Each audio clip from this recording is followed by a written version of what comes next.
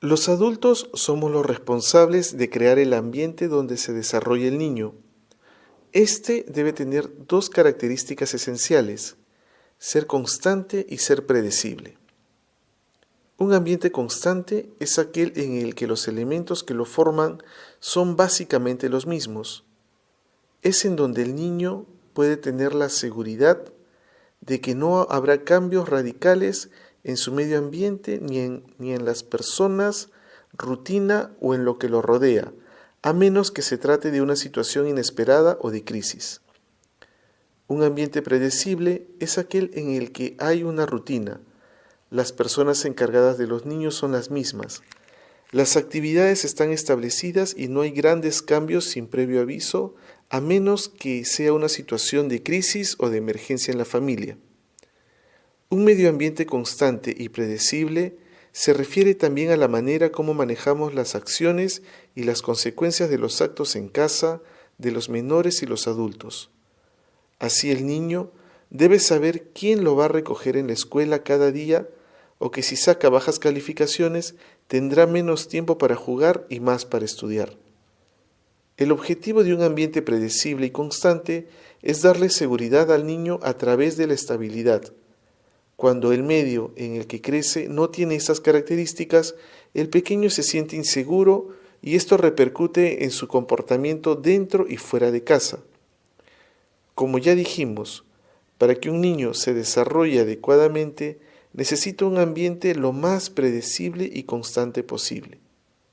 Fragmento extraído del libro Cómo poner límites a tus niños sin dañarlos. Autores Angélica Verduzco Álvarez y Esther Muro Trois. Amigos, bienvenidos a Psicogenia, a un capítulo más de este podcast. Para analizar este fragmento tenemos como siempre a nuestro amigo Walter. Walter, ¿qué tal? ¿Cómo estás? Bienvenido. Hola Igor, muchas gracias y gracias también a las personas que nos escuchan. Bueno, un fragmento bastante claro que yo diría hasta cierto punto se explica muy bien por sí solo. Pero si habría que añadir algo, acá a este fragmento que de por sí se explica bastante bien solo, es que va a ser fundamental que los adultos que rodean al niño estén de acuerdo en muchas cosas.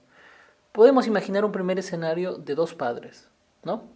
No todas las familias están conformadas por dos padres. Algunas solamente hay uno de ellos, algunas son este, incorporadas dentro de una familia mucho más numerosa. Pero empezamos con el de dos padres. Papá, mamá. Tienen que estar de acuerdo. Para poder ofrecer un ambiente predecible, estable, tienen que estar de acuerdo en muchas cosas. De acuerdo a qué hora debe dormir el niño, cuántas horas de televisión debe ver o cuántas horas de videojuegos debe tener, qué tipo de, si se le va a permitir escoger lo que come a veces, si no se le va a permitir, si, se, si va a escoger a dónde ir, si no va a escoger, tiene que haber acuerdo. Porque lo que se observa en muchos casos es que la problemática es que un padre dice una cosa, autoriza una y el otro no. O sea, un padre que dice, por ejemplo, mira nomás televisión, y la mamá dice, no, solamente mira un rato, por favor deja. Entonces ya se va creando un panorama poco predecible, ¿no? Poco estable. Hay una consigna y hay otra que es muy diferente. Y esto definitivamente impacta en el comportamiento y en el aspecto emocional del niño. Entonces, en principio, en estos casos que estamos hablando de dos padres, tendrían que ponerse de acuerdo. Correcto, Walter. Una vez más nosotros estamos llegando a la figura de los adultos en la presencia de la existencia del niño e influyendo efectivamente en cómo los escenarios, los espacios, los ambientes de los niños necesitan precisamente de identificar esta constancia de las personas y esta coherencia precisamente en las acciones que estas personas tienen. Por alguna razón, el ser humano desde pequeño identifica muchas veces las acciones, el actuar de las personas sin que le sean explicadas directamente. Algunos niños identifican el esfuerzo de sus padres, identifican las reacciones, las emociones, las actitudes y sacan conclusiones del por qué pasa eso. Entonces es importante que los niños encuentren, por lo que rescatamos de esta lectura, este patrón de conductas, esta referencia de las acciones que ellos realizan y las consecuencias que esto puede acarrear, y cuál es el límite de las consecuencias de las acciones que ellos están desarrollando, por ejemplo, al desobedecer o al obedecer o al seguir los pasos o las actividades que le han sido asignadas por los padres o por las personas que están a su alrededor. Exactamente, exactamente. Parámetros que tienen que haber sido negociados, tienen que haber sido diseñados por los adultos, por los adultos.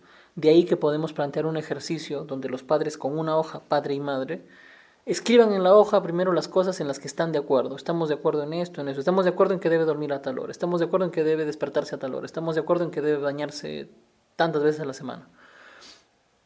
Y abajo las cosas en las que no están de acuerdo. No estamos de acuerdo en esto, no estamos de acuerdo en lo otro.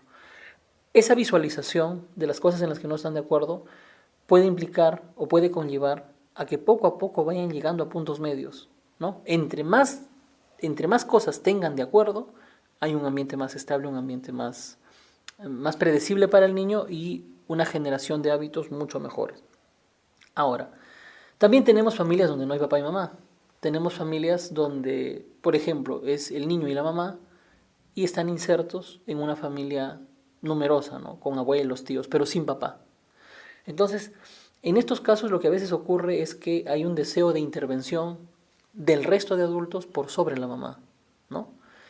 Incluso a veces la mamá queda relegada, incluso.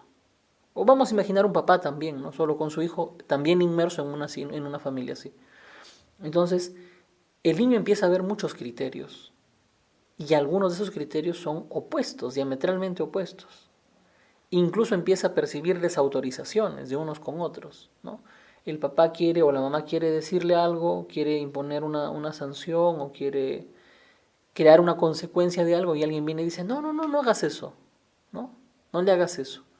Entonces el niño empieza a ver personas que tiene más como aliados, otros que tiene más como antagonistas, y se empieza a mover un poco en esa dinámica y a tener un comportamiento donde busca lo que le conviene, por ejemplo, y sabe que hay gente que va a ayudarle a que tenga lo que le conviene y gente que no va a ayudarle.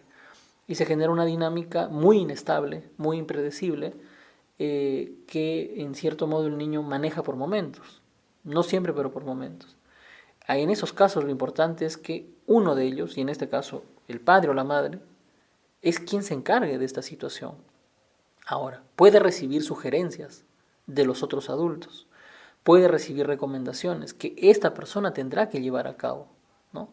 Pero no es conveniente la intervención de tantas personas con tantos criterios sobre este niño, porque definitivamente el niño no lo va a entender, se va a desestabilizar.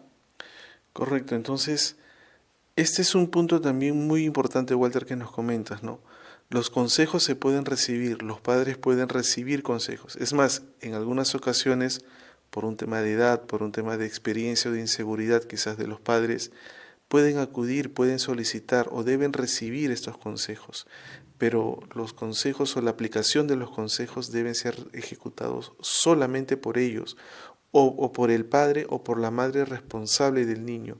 No permitir en todo caso de que esta línea de órdenes o esta jerarquía sea destruida o invadida de pronto y el niño tenga de pronto eventos sorpresivos en las que la disciplina es impartida por otras personas que no son sus principales referentes como debe ser su padre o su madre, salvo me imagino en excepciones en los que estos definitivamente no estén, pero en los casos en los que esté por lo menos uno de ellos o ambos, debe estar claro para el niño de qué manera se va a impartir estas sanciones o en todo caso o estas consignas, ¿no? Sin que esto le cause confusión o de pronto incluso malestar, ¿no? Al no saber en qué escenario está.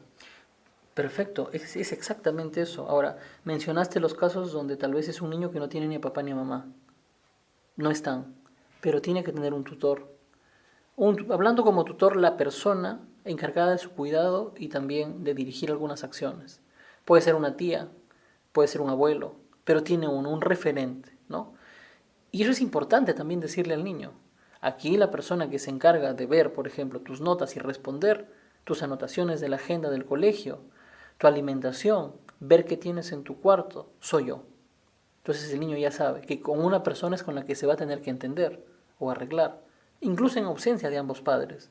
Entonces necesita un tutor claro, un tutor con el panorama definido, con las cosas que le va a revisar, ¿no? Con las cosas que van a hacer. O sea, en ese sentido, ¿sí?